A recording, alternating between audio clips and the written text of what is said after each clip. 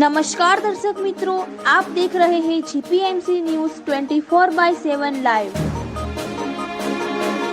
શ્રી કચ્છ કડવા પાટીદાર સમાજમાં સગપણ સમસ્યા અને ભાગેડુ લગ્નના મુદ્દે વિથોણ મુકામે એકતા સાથે ઐતિહાસિક મહામંથન સભા યોજાઈ। સગપણ સમસ્યા અને ભાગેડુ લગ્ન મુદ્દે કચ્છ નખત્રાણા પાંચાળાના 17 ગામોના પ્રતિનિધિઓ વિથોણમાં કર્યું મહામંથન। વર્તમાન સમયમાં શ્રી કચ્છ કડવા પાટીદાર સમાજ સામે ઊભી થયેલી વિવિધ સામાજિક સમસ્યાઓ પૈકી સગપણની વધતી જતી સમસ્યા તેમજ ભાગેડુ લગ્નના બનાવોએ ચિંતાજનક સ્વરૂપ ધારણ કર્યું છે। ત્યારે સમાજના ભવિષ્ય અને યુવા પેઢી સાથે સીધા જોડાયેલા આ મુદ્દાઓના નિરાકરણ માટે સમાજના આગેવાનો અને પ્રતિનિધિઓ એકતા સાથે એક મંચ પર આવી વિચાર વિમર્શ કર્યું હતું। આ હેતુસર કચ્છના વિથોણ ગામમાં શ્રી કચ્છ કડવા પાટીદાર સમાજની યજમાનીમાં પૂજ્ય સંત શ્રી ખેતાબાપા સંસ્થાન વિથોણ ખાતે એક મહત્વપૂર્ણ સામાજિક સભાનું આયોજન કરવામાં આવ્યું હતું, જેમાં વિથોણ લક્ષ્મીનારાયણ પાટીદાર સમાજના પ્રમુખ કાંતિભાઈ પદમાણી તથા સત્યનારાયણ સમાજના પ્રમુખ બચુભાઈ નાયાણીના અધ્યક્ષસ્થાને યોજાયેલી આ સભાનો પ્રારંભ દિલીપભાઈ નરસિંધાણીના સ્વાગત પ્રવચનથી કાર્યક્રમની શુભ શરૂઆત થઈ હતી। પ્રમુખ કાંતિભાઈ પદમાણીએ સગપણ સમસ્યા, ભાગેડુ લગ્ન, કુરિવાજો સહિત વિકાસને અસર કરતા કુલ 7 મહત્વપૂર્ણ મુદ્દાઓની ચર્ચા કરી હતી। ત્યારબાદ ઉપસ્થિત સમાજના પ્રતિનિધિઓ પોતાના મંતવ્યો વ્યક્ત કર્યા હતા। સભાનું સફળ સંચાલન સત્યનારાયણ સમાજના મહામંત્રી ધીરુભાઈ ભગતે કર્યું હતું। આ બેઠકમાં નખત્રાણા પાંચાળાના 17 ગામોના સર્વે પ્રતિનિધિઓ, સર્વે સમાજના આગેવાનો તેમજ વિવિધ સંગઠનોના હોદ્દેદારો ઉપસ્થિત રહી વર્તમાન પડકારો અંગે ખુલ્લી ચર્ચા કરી હતી। સમાજમાં સગપણની ઘટતી તકો, યુવાનોમાં વધતા ભાગેડુ લગ્નના બનાવો, તેના સામાજિક અને પારિવારિક પ્રભાવ તેમજ સમાજ સ્તરે હાથ ધરવાના સંભવિત ઉપાયો અંગે વિસ્તૃત મંથન કરવામાં આવ્યું હતું। આ સભામાં વિથોણ, આણંદસર, ભડલી, થરાવડા, દેવપર યક્ષ, સાંયરા યક્ષ, આણંદપર યક્ષ, પલીવાડ, ધાવડા, મોટા અંગિયા નાના, નાગલપર, સાંગનારા, નખત્રાણાની તમામ 4 સમાજ, વિરાણી મોટી, કોટડા, દેવીસર અને રામપર રોહા ગામોના પ્રતિનિધિઓએ ભાગ લીધો હતો। આયોજકો દ્વારા ઉપરોક્ત તમામ સમાજોના કારોબારી સભ્યો ઉપરાંત સર્વે યુવક મંડળ અને સર્વે મહિલા મંડળના કારોબારી સભ્યો આ મહત્વપૂર્ણ સામાજિક બેઠકમાં વિશાળ સંખ્યામાં ઉપસ્થિત રહ્યા હતા। સમાજના સંવેદનશીલ પ્રશ્નોના નિરાકરણ માટે યોજાયેલી આ બેઠકમાં સૌ પ્રતિનિધિઓએ પોતાના મંતવ્યો સમાજ સમક્ષ મૂક્યા હતા। સમાજના સર્વાંગી વિકાસ અને એકતા માટે યોજાયેલી આ બેઠકમાંથી ભાવિ સમયમાં માર્ગદર્શક નિર્ણયો અને રચનાત્મક સૂચનો બહાર આવશે તેવી આશા વ્યક્ત કરવામાં આવી રહી છે।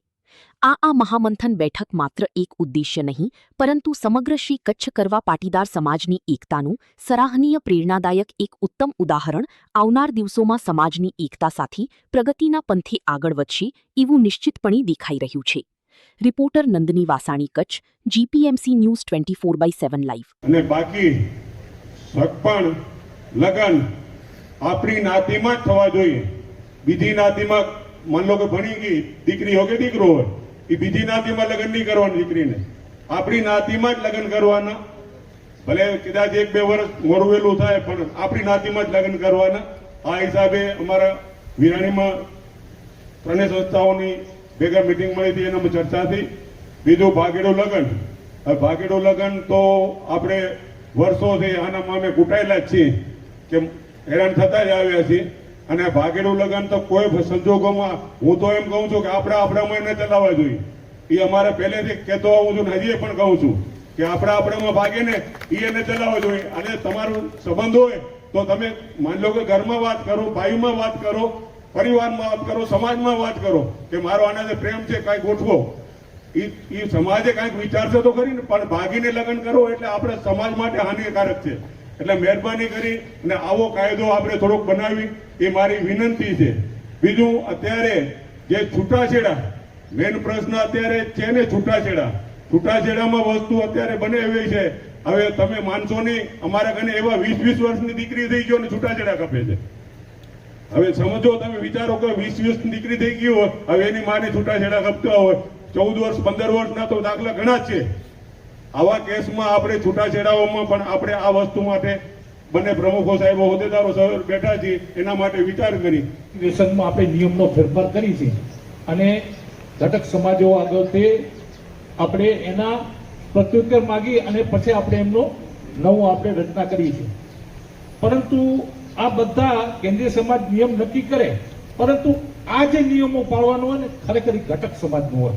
અને આ ઘટક સમાજ વિદ્વાનોએ જે આગવી લઈને જે આ કામ કર્યું છે ખરેખર ધન્યવાદને પાત્ર છે. બાકી એક વાત થઈ કે સીએ અને ગ્રેજ્યુએટ થતા હોય તો એના માટે આનામાં પણ છૂટ આપેલી છે કે સામેવાળા પક્ષને આપણે સક્ષમ કરી અને વેવાઈવાળા જો માન્ય રાખતા હોય તો આપણે ઘણા પણ એવા દાખલા છે કે સાસરે જઈને પણ ડિગ્રી મેળવે છે. એટલે એનો ખરેખર આપણે આજે 21 ને 23 છે ખરેખર યોગ્ય જ છે. અને જો આગળ ભણવો તો આપણે વેવાઈ વેલાને સમજાવ્યું કે ભાઈ તમે આનું કામ બાંધછોડ કરી, અને ઘણા આપણે એવા કહેશે કે સાસરે જઈને પણ ડિગ્રી લીધી હશે, તમે જોયેલું હોય પેપરમાં. ના કરો કે આપણે ભાઈ કેમ કરશું? બીજી સાહેબ ખડાને ઓખું લાગે ન લાગે પણ મનમાં આવે તો કહી દેવાની મારી રીતે. છેલ્લા 20 વર્ષથી કચ્છને કેટલાનું એટલું નુકસાન થયું ને એટલી પેઢી બારે જતી રહી, કચ્છ એટલો દુઃખી થઈ ગયો. કેટલી દીકરીઓ બારે ગઈ, બાર વાળી કોઈ આવતી જ નથી. આ કચ્છ સમાજ દુઃખી છે. લગભગ હું ઘણું કહ્યું 20 વર્ષ 15-20 વર્ષમાં 200 દીકરીઓ ગયું બારે. એ કચ્છની દીકરી કચ્છમાં તો કચ્છના વાળાને ક્યાં તાણો કહો? અને બાર વાળો આપણે દેતા નથી. ભલે ને આપણો ભાઈ એ તો શું થઈ ગયું? આપણો કચ્છ તો કચ્છનો દરિયો તો અહીંયા આપણે બેઠા તો હોય બધા. તો આપણી દીકરી જયારે કચ્છમાંથી પેઢીને બહાર જાય કાંઈ વાંધો નહીં, પણ સાહેબ બારે વાંટા ફરેરા પાછી તકલીફ નહીં. આપણે રાયપુર જાય તો રાયપુર વાંટા, કલકત્તા જાવ તો કલકત્તા વાંટા, અમદાવાદ જાવ તો અમદાવાદ વાંટા, અને અહીંયા તો કેટલી જાય તો પછી આવું ક્યાં તકલીફ છે, ક્યાં જીવું? અને બીજો એક મુદ્દો છે, યાદ રાખજો, સમય આવશે, અમારો પણ આવશે. એક સમય એવો આવશે, આગમવાણીમાં એવું કહેલું છે કે એક નર પાછળ 9 નારી દોડશે. આ શબ્દો લખેલા છે. તો યાદ રાખજો, આપણે સાથે રહી અને આનું સંકલન કરી અને આમાંથી કેમ પાર પડીએ. આ સેવા સંસ્કાર આપીએ કે દીકરીઓ ક્યાંય આપણી જે આપણા કહેવા પ્રમાણે જ ચાલે. કારણ કે એ લોકો એની પસંદગી કરે છે, એની પસંદગીમાં તો પરિવારના ઠેકાણા ન હોય તો ઘણીવાર આપણે નથી સ્વીકારતા, ન આવે તો એના માટે એ લોકો ભાગીને લગ્ન કરે છે. એ કેટલું ખોટું કહેવાય છે. માટે આપણે ખાસ કરીને દીકરીઓને પહેલેથી આપણે ધર્મના સંસ્કાર આપો. આપણી સમાજમાં ધર્મના સંસ્કાર નામ 0 થઈ ગયો છે. કોઈ ધર્મના સંસ્કાર આપતા નથી. આપણે ખાસ કરીને આપણે આટલા મંદિરો સરસ બન્યા છે, એક બે ભાઈઓ કહીએ ગયા ત્યાં લગ્ન અને સગપણ વચ્ચે પણ સગપણ તૂટી જવા વાળા પ્રસંગો ઘણા બધા બને છે અને અમારી પાસે એવા મુદ્દાઓ કેન્દ્રીય ન્યાયપંચ સમક્ષ પણ આવે છે. લગભગ શૈલેષભાઈએ સૂચન કર્યું કે સગપણ થાય ત્યારે જે તે ઘટક સમાજમાં એની નોંધણી થાય. બહુ અગત્યનો મુદ્દો છે. જે ઘટક સમાજની દીકરી અથવા દીકરો ની સગાઈ થાય એટલે એની સમાજ જે ઘટક સમાજ છે એમાં નોંધણી કરાવે. સરસ રીતે ચાલતું હોય તો પછી લગ્ન થાય ત્યારે નોંધણી કરાવે. અને જો છૂટું કરવાનું આવે તો સમાજ જે તે ઘટક સમાજે મધ્યસ્થી કરવાની આવે. તો આવા જે મુદ્દા છે એમાંથી આપણે 80% બહાર આવી શકીએ એવું છે. સૂચન બહુ સારું છે, આપણે આમાં સમાવેશ કરવા જેવું મને લાગે છે. તો મેઇન તો આપણી જે સમસ્યાઓ છે, સમાજ ત્યાં સમસ્યા હોય, તમે એક સમસ્યા સોલ્વ કરો ને તો વળી સમય પ્રમાણે સમસ્યાઓ બીજી આવી જાય, ત્રીજી આવી જાય, ચોથી આવી જાય. પણ જેવી સમસ્યા ઉદ્ભવે ને એનું તમે તરત જ નિરાકરણ કરો ને જેટલું વહેલું, ત્યારે નાની હોય.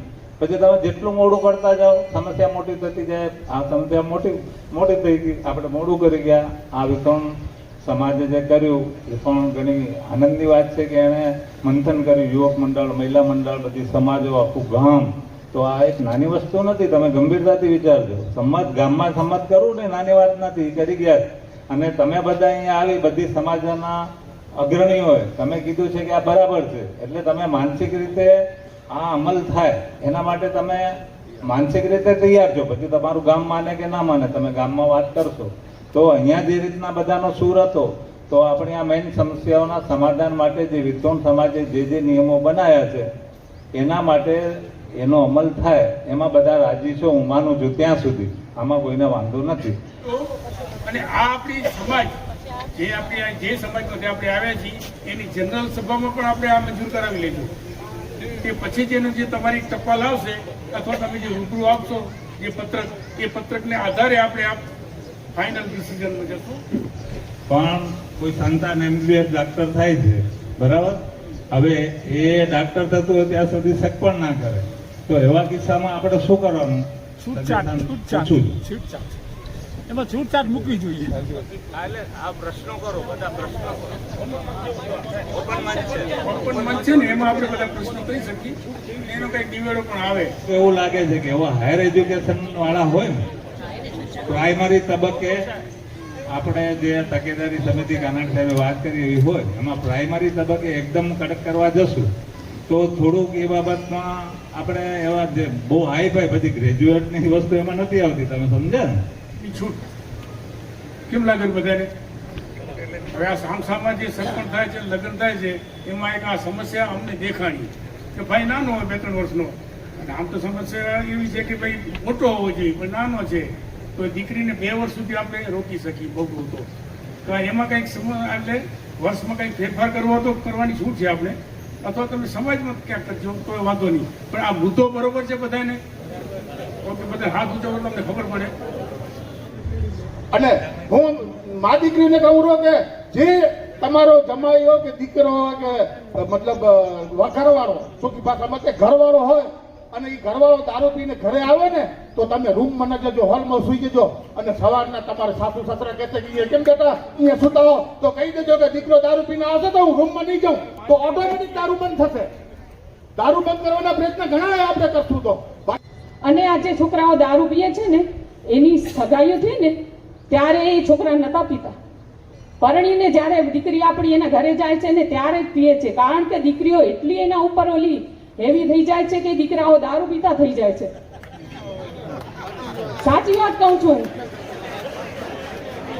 અને 18 વર્ષની દીકરીઓને કુંવારા ઘરમાં જાય, એ 18 વર્ષની દીકરી કુંવારા છોકરાને બાપ કેમ કે? વિતોડ નહીં થઈ ગયો છે એવો કિસ્સો, એવું કહું છું.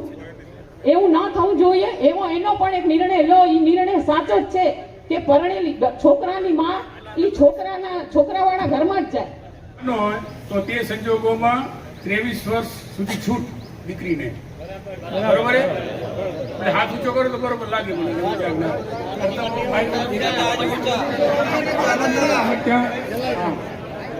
દીકરીઓ 21 વર્ષથી મોટી હોય અને સગપણ કરવાના બાકી હોય તેમને આગામી 6 મહિનામાં સમકક્ષ પરિવાર જોઈને સગપણ કરી લેવાના રહેશે.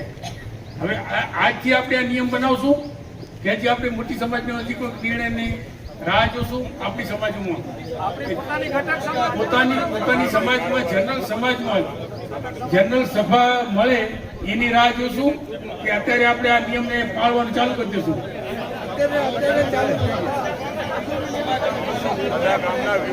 જનરલ સભા. હાલો, આ નિયમ આપણે ઘટક સમાજો 21 ઘટક સમાજો છે આજે, એ ઘટક સમાજ એની કારોબારીમાં ને એની જનરલ સભામાં મૂકે અને એનામાં જે વધઘટના વિશ્લેષણ હોય એનો આખો આપણે તારણું કરીને પછી આપણે ફાઇનલ કરશું. એ રીતે આવી લેખિતમાં છે. ઉચ્ચ અભ્યાસ કરતી દીકરીના સગપણ 21 વર્ષની વયમાં સગાઈ કરી લેવી અને લગ્ન પછી સાસરે જવા પછી સાસરા પક્ષે ઉચ્ચ અભ્યાસ દીકરી માટે સહયોગ આપવો એવું આજની સભા ભલામણ કરે છે. એ તો ઘણા વખત બધા બોલી ગયા અને જરૂરી પણ છે. એ બધા માની છે ને એને. હવે નિયમ 1, 2, 3, 4 અને 5 જે કુટુંબ કસૂરવાર થશે તેને દીકરીના ફરી સગપણ ન થાય ત્યાં સુધી ભાઈયાત અને સમાજે અસહકાર કરવાનો રહેશે.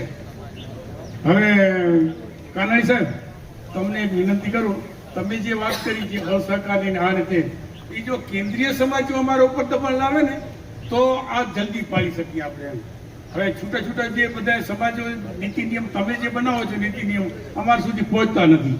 આ પરિણામ એવું આવે છે એટલે જ આ અસમંજસ થઈ છે. તમે જે પણ કઈ નિર્ણય કહો કે તમે જે કઈ પનિશમેન્ટ આપો એ અમને ઓર્ડર કરો એમ કે ભાઈ આ ફલાણાના હિસાબે આ કસૂરવાર ઠર્યા છે માટે એને પનિશમેન્ટ કરવામાં આવે છે. કેન્દ્રીય સમાજ સુધી પહોંચવું, કેન્દ્રીય સમાજમાં પહોંચવું એ આદેશ બહાર પાડશે ને એ અતિ ઉત્તમ રહેશે અને દરેકને બંધન કરતા રહે.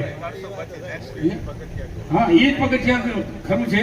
આપણે આટલું જે છે આપણી માગણી મૂકી કેન્દ્રીય સમાજમાં અને કેન્દ્રીય સમાજ એનું મંથન કરી એનું નિચોડ લઈ આવી અને જે આદેશ બહાર પાડે એ દરેક સમાજને માનવા. બસ આ જ એક આપણો મુદ્દો છે મેન. એટલે કે જે ભાગેડું આપણે કહીએ તો આ દીકરીનો એમના કુટુંબે અસ્વીકાર કરવો, આમાં જે તે કુટુંબ કસૂરવાર થશે અને દીકરીનો સ્વીકાર કરશે ત્યારથી તે કુટુંબનો ભાઈયાત અને સમાજમાં અસ્વીકાર કરવાનો રહેશે. અને ત્યારથી અસ્વીકાર કરશે એવી ત્યારથી એ દીકરીને કદાચ ભૂલ સમજાય, મા બાપને ભૂલ સમજાય, ખોટું થઈ ગયું, આપણે સમાજમાં કેમ જેવું વાત કરતો ને, સમાજમાં વગર જીવી ન શકાય સાહેબે વાત કરીને એવું એને જણાય અને એ દીકરી સાથે સંબંધ તોડી નાખે તો એવા અસ્વીકાર કરવાનો એક લેટર આપે કરવાનો રહેશે. અને જ્યારથી અસ્વીકાર કરશે એવી લેખિત બાંયધરી આપશે ત્યારે અસહકાર મતે મુક્ત કરવાનું રહેશે. સમજ્યા વિગત? દીકરી ભાગી ગઈ એમાં હાલો આપણે મા બાપને આપણે દોષિત નથી ઠેરવતા, પણ જયારે દીકરી ભાગીને તમે જે વાત કરી એ પ્રમાણે 5-6 વર્ષ પછી આવતી થઈ જાય ને જમાઈ આવે ને અણવર થાય ને આ તે એ થશે ત્યારે પરિવાર એનો સભામાં અલ્યામાંથી મુક્ત થશે. એમ અસહકાર કરવામાં આવશે, સમાજ કરશે અને ભાઈયાત પણ કરશે એ પરિવારને. બરોબર? બધા નેતાઓ બધા ક્લિયર જોઈને આપે આ બધું હાથ ઓછા થાય.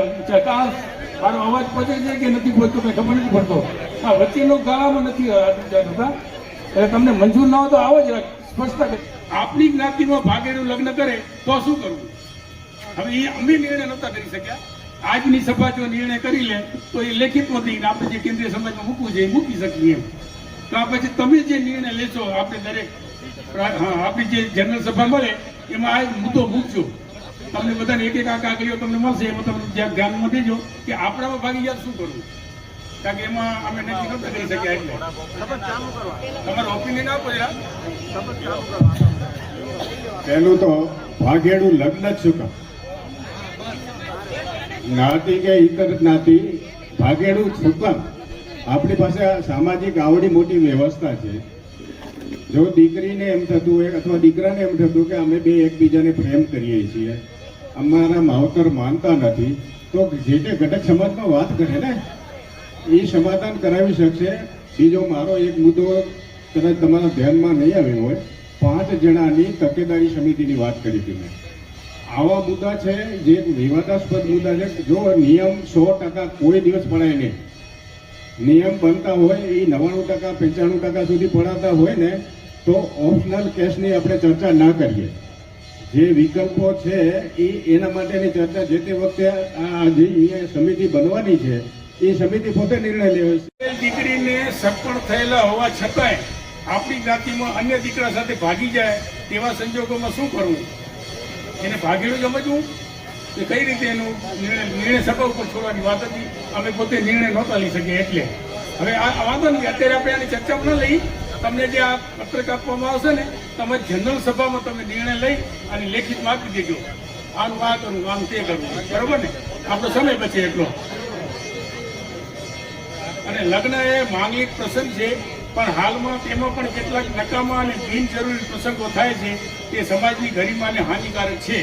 એ આપણે જે પહેલા ચર્ચા કરી અને વક્તાઓ પણ લેતા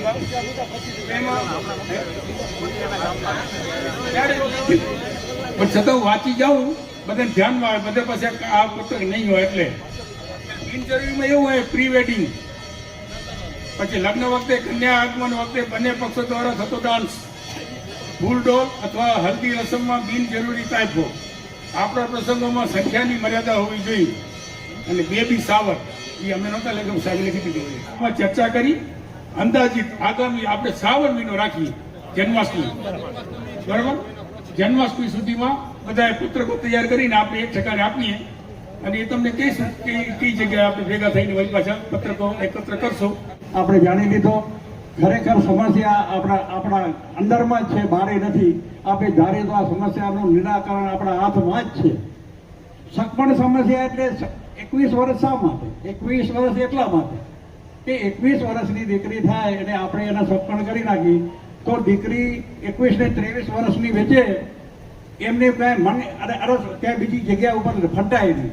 એનું સગપણ થઈ જાય એટલે દીકરીની સીધી જેની સાથે આપણે એને સગપણ કર્યા હોય એની સાથે લાઈન ચાલુ થઈ જાય, વાતું કરે, હરિયાણું કરે, એના સાસરિયામાં આવતી જતી થઈ જાય. એટલે 50% જ લગ્ન પહેલા દીકરી આપણી ત્યાં ભોયડી થઈ જાય કે એને ત્યાં સાસરે જતી વખતે એને તકલીફ ન પડે. એટલે આના પાછળનો બીજો કોઈ એવો અને આ ન મને એનું આ મુખ્ય કારણ છે. ભાગેડું આપોઆપ ઘટી જશે. દીકરીનું સગપણ થઈ ગયું અને 3 વર્ષની અંદર આપણે ખબર પડી જશે કે લગ્ન પછી કોઈ પ્રોબ્લેમ ઉભો નહીં થાય. જો આ બધા મંતવ્યો ભેગા લઈ અને આપણે જન્માષ્ટમી પછી આપણે આની મિટિંગ લેશું અને એની અંદર મિટિંગમાં એટલે હવે આટલી બધી નહીં હોય ત્યારે ગામમાં 2-4 જણા લઈ આવી અને આપણે તકેદારી સમિતિ બનાવશું. એટલે તકેદારી સમિતિ બની જાય એટલે આ બધી સમસ્યાઓ જે થાય એનું નિરાકરણ માટે કોઈ સમિતિ તો જોઈએ જ ને. એટલા માટે આપણે સર્વેને નમ્ર વિનંતી કે આપ સૌ આમાં સહકાર આપશો અને દીકરીના 21 વર્ષે સગપણ થઈ જ જવા જોઈએ એવું મનથી નક્કી કરીને આપણે ઉઠવાનું હોય અને 23 વર્ષે એના લગ્ન થઈ જાય આવું મનથી કાઢ્યું તો બધાએ આપણા સોલ્યુશન આવી જશે. અને આમાં ખરેખર મારા જેવો ભૂલ કરતો હોય તો સમાજનું ધ્યાન દોરવું જોઈએ કે ભાઈ આપણી પોતાની આપણે મોટા થઈ અને આપણે જો કોઈ તમે અમને નહીં કહો તો અમે તો ભૂલ કરશું તો એનું આપણું કોઈ વજન નહીં પડે સમાજ ઉપર. આપણે દોષિત છીએ તો આપણા સામે પણ આટલી ચિંતાવી જોઈએ. તો એ માણસ મોટો છે એનો મતલબ એ નથી કે એમને કોઈ કાંઈ ના કહી શકે. ઘણા ભૂલું કરી રહ્યા અમારા જેવા આગેવાનો, તો આગેવાનોને કહેવું જોઈએ આપણે બધાએ શા માટે આવું ચાલે. બાકી આમાં કોઈ સમસ્યા સગપણની પણ સમસ્યા આપણે એકબીજાના લેવલ જોઈને જો કરશું ને તો તાત્કાલિક ઉકેલ આવી જશે. સત્યનારાયણ ભગવાન કી જય. સત્યનારાયણ ભગવાન કી જય. કુલદેવી ભગવતી ઉમિયા માત કી જય.